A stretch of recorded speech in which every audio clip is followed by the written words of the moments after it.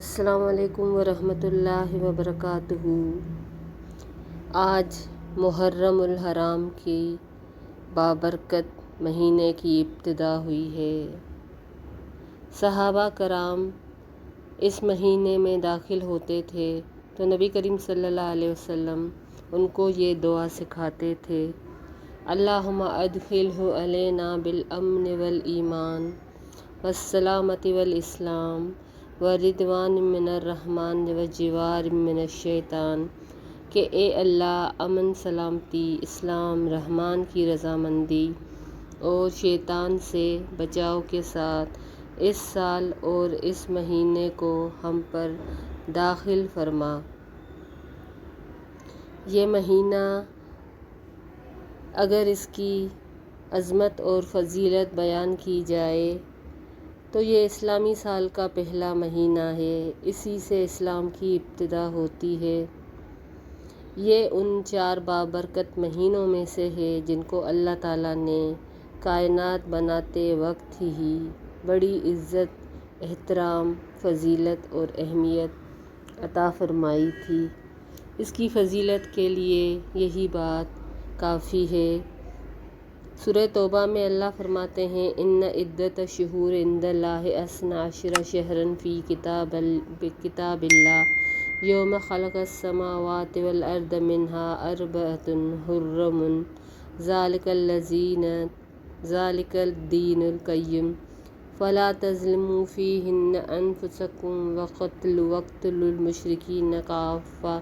کما یقتلونکم کافۃ واعلموا ان اللہ مع المتقین۔ بے شک اللہ کے نزدیک مہینوں کی تعداد 12 مہینے ہے، جو اللہ کی کتاب یعنی لوح محفوظ کے مطابق اس دن سے نافذ چلی آتی ہے جس دن اللہ نے آسمانوں اور زمین کو پیدا فرمایا تھا۔ ان 12 مہینوں میں 4 حرمت والے مہینے ہیں جن کی ترتیب یہ ہے: رجب، ذی القعدہ، ذی الحج اور محرم۔ 4 مہینے فضیلت والے ہیں، لیکن اس کا مطلب یہ نہیں کہ دوسرے مہینوں کی اہمیت کم ہے یا ان مہینوں کو حرام کیا گیا، ان میں ایک دوسرے پہ زیادتی کرنا حرام ہے تو دوسرے 8 مہینوں میں آپ دل بھر کے خوب ایک دوسرے کے ساتھ زیادتی کریں، ایسا نہیں ہے۔ لیکن بات یہ ہے کہ اللہ تعالیٰ جس طرح رمضان میں مسلمانوں کی تربیت کرتے ہیں، ایک معاشرے کی تشکیل دیتے ہیں، تو یہ 4 مہینے گزار کے انسان کا نفس کم از کم اس قابل ہو جاتا ہے کہ دیگر 8 مہینوں میں ہم ایک دوسرے کی خیر خواہی کریں، کیونکہ دین سراسر خیر خواہی کا نام ہے۔ اس آیت سے یہ حقیقت بھی واضح ہوتی ہے کہ یہ 12 مہینے اللہ تعالیٰ نے خود مقرر فرمائے۔ اس سے اسلامی سال اور اس کے مہینوں کی قدر و قیمت اور اہمیت بھی معلوم ہوتی ہے۔ یہ 4 مہینے، ان کو شہر الحرام بھی کہا جاتا ہے اور شہر اللہ بھی کہا جاتا ہے، یعنی یہ مہینے اللہ کے مہینے ہیں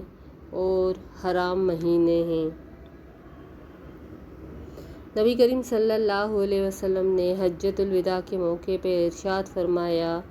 کہ زمانہ اپنی اسی حیت اور شکل میں واپس آ گیا ہے جو اس وقت آ گئی جب اللہ نے آسمان اور زمین کو پیدا فرمایا۔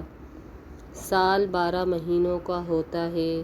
اس میں 4 مہینے حرمت، عظمت اور احترام والے ہیں، 3 تو مسلسل یعنی ذی القعدہ، ذی الحج اور محرم ہے،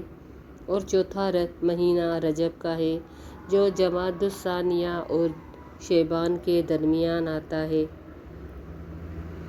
صحیحین میں حضرت ابوبکر رضی اللہ تعالیٰ عنہ سے روایت ہے کہ نبی کریم صلی اللہ علیہ وسلم نے حج کے موقع پہ ایک خطبہ دیا جس میں آپ نے یہ بھی ارشاد فرمایا: زمانہ لوٹ کر پھر اپنی حیت پہ آ گیا۔ جب اس دن تھا جس دن اللہ تعالیٰ نے آسمان زمین کو پیدا کیا۔ سال کے 12 مہینے ہیں جس میں 4 مہینے حرمت والے ہیں، 3 مہینے مسلسل ذی القعدہ، ذی الحج، محرم الحرام، اور چوتھا مہینہ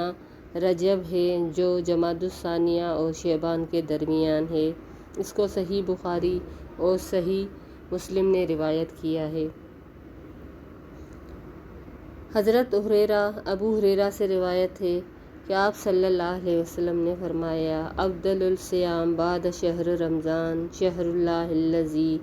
تدعونہ المحرم، و افضل الصلاۃ بعد الفریضۃ قیام اللیل، کہ ماہ رمضان کے بعد سب سے افضل روزے اللہ کے مہینے محرم کے ہیں جس کو تم محرم کہتے ہو، اور فرض نمازوں کے بعد سب سے افضل نماز تہجد کی نماز ہے۔ اس حدیث میں اللہ کے رسول علیہ الصلاۃ والسلام نے محرم الحرام کو اللہ کا مہینہ کہا ہے، جو اس مہینے کی عظمت، شرف اور فضیلت پر دلالت کرتا ہے۔ اس کے علاوہ اس مہینے میں روزے رکھنے کو رمضان کے بعد سب سے افضل فرمایا ہے، تو ہمیں چاہیے کہ ہم اس مہینے میں رمضان کا احترام کریں۔ اس کے علاوہ نبی کریم صلی اللہ علیہ وسلم سے ابو قتادہ نے روایت کی کہ حق تعالیٰ سے امید کرتا ہوں عاشوراء کا روزہ گزشتہ ایک سال کے صغیرہ گناہوں کا کفارہ بن جائے گا، اور نبی کریم صلی اللہ علیہ وسلم عاشوراء کے روزوں کا خصوصی اہتمام فرمایا کرتے تھے۔ حضرت ابن عباس فرماتے ہیں، میں نے رسول اللہ صلی اللہ علیہ وسلم کو عاشوراء اور رمضان کے روزوں کے علاوہ فضیلت والے کسی دن کے روزے کا اہتمام اس قدر کرتے ہوئے نہیں دیکھا۔ اصل میں اسلام سے پہلے یا رمضان کے روزے فرض ہونے سے پہلے عاشوراء کا روزہ فرض تھا، مگر جب رمضان کے فرض روزے آئے تو اس کو منسوخ کر دیا گیا، البتہ اس کی فضیلت باقی رہی، اور اس کی دلیل یہ ہے کہ نبی کریم صلی اللہ علیہ وسلم آخری عمر تک اس کا اہتمام فرماتے رہے۔ حضرت حفصہ فرماتی ہیں، 4 چیزیں رسول اللہ صلی اللہ علیہ وسلم کبھی ترک نہیں فرماتے تھے: 1 عاشوراء کا روزہ، 2 عشرۂ ذی الحج کے روزے، 3 ہر مہینے کے 3 روزے ایام بیس کے روزے، اور 4 فجر سے پہلے کی 2 سنتیں۔ مگر چونکہ اس روز یہود بھی روزہ رکھتے تھے، اس لیے ان کی مشابہت سے بچنے کے لیے آپ نے اپنی وفات سے 1 سال پہلے ارشاد فرمایا کہ تم یوم عاشوراء کا روزہ رکھو، لیکن یہودیوں کی مخالفت کرو، وہ اس طرح کہ 1 دن پہلے اس کو ملا کے رکھو، اس لیے اس کے ساتھ ہم نواں روزہ بھی رکھیں گے تاکہ یہودیوں کی مخالفت ہو جائے۔ محرم الحرام کی فضیلت اسی لیے بھی ہے کہ اس کائنات کے بہت سارے واقعات اس مہینے میں وقوع پذیر ہوئے، جیسے حضرت آدم علیہ السلام کی تخلیق محرم میں ہوتی ہے، حضرت یونس علیہ السلام کو مچھلی کے پیٹ سے محرم میں نکالا جاتا ہے، حضرت ایوب جن کی بیماری بہت طویل چلی تھی ان کو بھی اس دن محرم میں ہی اس بیماری سے نجات ملی تھی، حضرت سلیمان کو بھی اسی دن تخت نشینی ملی تھی، حضرت داؤد کی توبہ بھی اسی دن قبول ہوئی تھی۔ اس کے علاوہ حضرت ابراہیم کو بھی محرم میں آگ سے نجات ملی تھی، حضرت یوسف کو بھی محرم میں ہی مصر کا بادشاہ بنایا گیا تھا۔ غرض کہتے ہیں کہ کائنات میں قیامت کا جو زلزلہ آئے گا وہ بھی جمعے کے دن اور محرم کے مہینے میں آئے گا۔ آئیے اب ہم وہ بات شروع کرتے ہیں کہ اس مہینے کو حرام کرنے کا مطلب کیا ہوتا ہے۔ یہ 4 مہینے حرام کیوں ہیں؟ عربوں میں اکثر جنگ و جدل رہتا تھا۔ تھوڑی تھوڑی بات پہ ان کے بیچ میں قبائلی لڑائیاں ہو جاتی تھیں جو صدیوں تک چلتی تھیں۔ عرب کا معاشرہ آپ سب جانتے ہیں ایک جہالت سے بھرا معاشرہ تھا، جہاں پر صرف قتل ریزی، خون ریزی ہوتی تھی، کوئی کسی کے شر سے محفوظ نہیں تھا۔ تو اللہ نے پھر 4 مہینے محرم اس لیے بنائے کہ ان میں وہ ان محرم مہینوں کا احترام کریں اور ساری چیزیں اپنے اوپر حرام کر لیں۔ مومن کی زندگی تو ویسے ہی ہر چیز، ہر گناہ سے پاک ہوتی ہے اور ہر گناہ اس پر حرام ہوتا ہے۔ سارے سال میں بھی اس کو یہ اجازت نہیں کہ وہ گناہ کے قریب جائے، گناہ کے کاموں میں قریب جائے، لیکن ان مہینوں کی خاص تاکید اس لیے ہے کہ یہ 4 مہینے مسلمان کی تربیت کے لیے اللہ نے پیدا کیے، اور ایسا نہیں کہ کسی اور نے ان کو حرام کیا، بلکہ اللہ تعالیٰ نے جب کائنات بنائی تو اسی دن پہاڑ بنائے، اسی دن درخت بنائے، اسی دن سمندر بنائے، اسی دن زمین بنائی، اسی دن آسمان بنائے۔ تو یہ ترتیب اللہ پاک نے رکھی تھی، کسی اور نے نہیں رکھی، اور اس ترتیب میں یہ تھا کہ عرب پھر بھی اپنے آپ کو روک نہیں پاتے تھے تو اس میں زیادتی کرتے تھے، آگے پیچھے مہینے کو کر لیتے تھے، حرام مہینوں کو خاص کر کے، تاکہ وہ جنگ کر سکیں، کیونکہ ان کو پتہ تھا کہ ان مہینوں میں جنگ و جدل کرنا جائز نہیں ہے۔ تو اللہ نے انسانوں کی بہتری کے لیے پھر اپنے الگ سے 4 مہینے انسانوں کے لیے بنائے تاکہ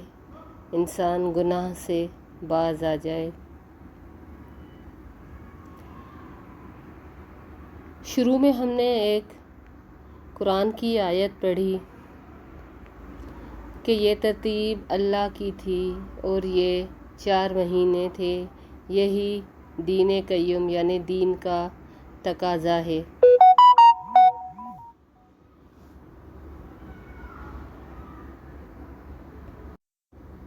شروع میں ہم نے ایک حدیث بھی پڑھی، نبی اکرم صلی اللہ علیہ وسلم جب حج کے موقع پہ خطبہ فرما رہے تھے تو فرمایا زمانہ لوٹ کر اپنی حیت پر آ گیا، یعنی ذو الحج ختم ہو رہا ہے، اللہ کے جو 12 مہینے بنائے ہوئے تھے وہ ختم ہو رہے ہیں، اور اگلے مہینے پھر سے وہ اللہ کا طے شدہ پروگرام شروع ہو جائے گا۔ تو اللہ نے ان مہینوں کی ترتیب رکھی اور ہمیں بتایا کہ ان مہینوں میں کیا کیا نہیں کرنا۔ حرام مہینے ہیں، اس کا مطلب گناہوں سے باز آ جانا، گناہوں کو اپنے اوپر حرام کر لینا۔ اس کے علاوہ بھی نبی کریم صلی اللہ علیہ وسلم نے لوگوں سے پوچھا آج کا دن کون سا دن ہے، آج کا مہینہ کون سا مہینہ ہے، آج سال کا کون سا دن ہے؟ تو صحابہ نے فرمایا آج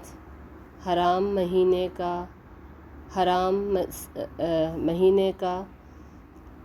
حرام سال کا حرام دن ہے، یعنی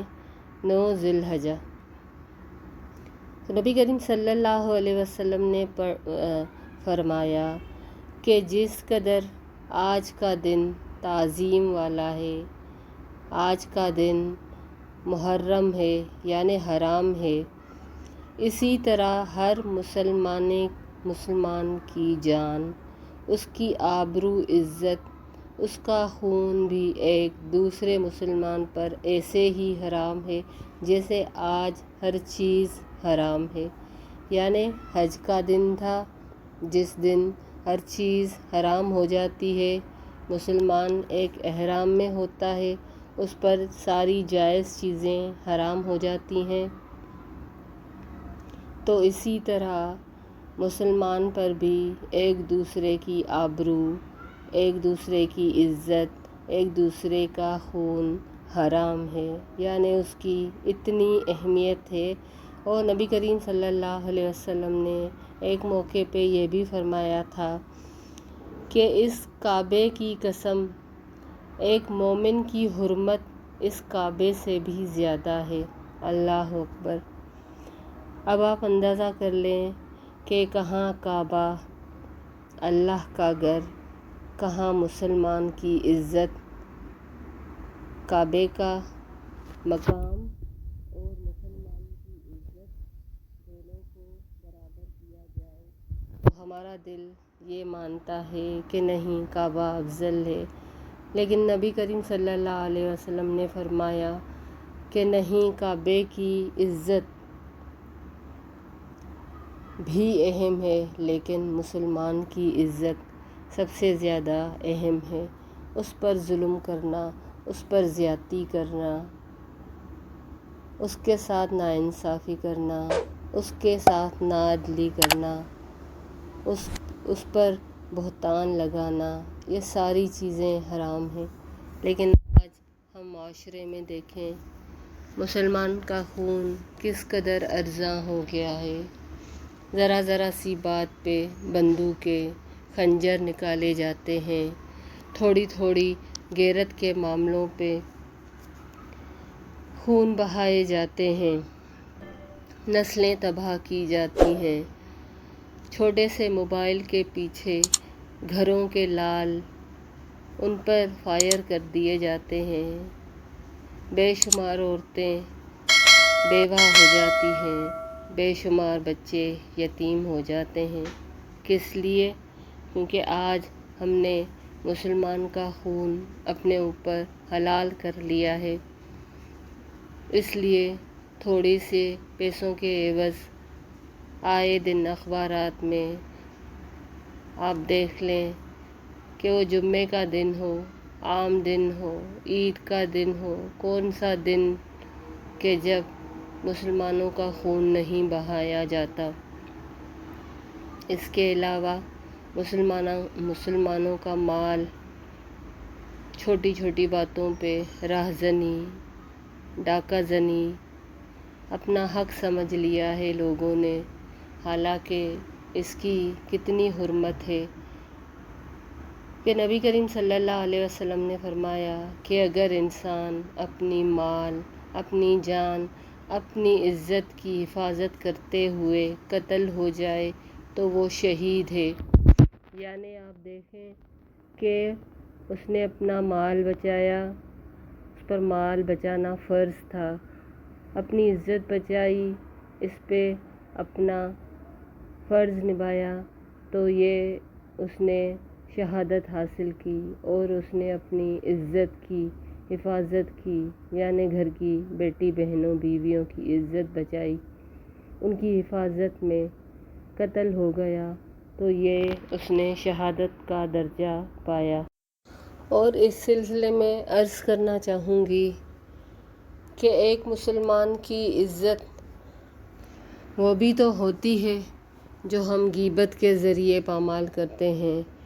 جو ہم بہتان کے ذریعے پامال کرتے ہیں، یہ بھی تو ظلم اور زیادتی اور عزت کو پامال کرنا ہے، یہ بھی تو کعبے سے زیادہ حرمت والی ہے۔ لیکن ہم لوگوں سے سامنے تو بہت اچھے طریقے سے ملتے ہیں، لیکن پیٹھ پیچھے ان کی برائیاں، ان کی عیب جوئیاں،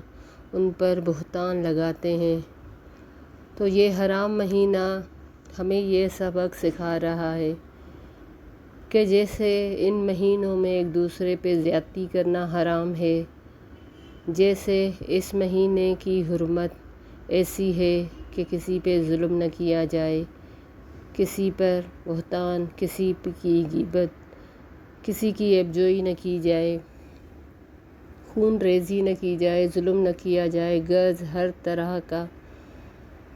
گناہ یا زیادتی نہیں کی جائے۔ تو اسی طرح ہمیں سارے معاملات میں اپنے آپ کو اپنا احتساب کرنا چاہیے کہ ہم ان حرمت والے مہینوں میں کہیں اللہ کی ناراضگی تو نہیں مول رہے، کہیں ہم تھوڑے سے لطف کے لیے اپنے رب کو ناراض تو نہیں کر رہے۔ تو آئیے اس سال نو میں عہد کرتے ہیں کہ اس مہینے کی شروعات ہم ان گناہوں سے باز رہ کے کریں گے، اور آگے جو سارا سال آئے گا تو ان گناہوں سے اپنے آپ کو بچانے کی کوشش کریں گے تاکہ اللہ ہم سے راضی ہو اور ہم بھی اپنے رب سے راضی ہو جائیں۔ ویڈیو کو لائک، سبسکرائب اور شیئر کریں۔ السلام علیکم ورحمۃ اللہ وبرکاتہ۔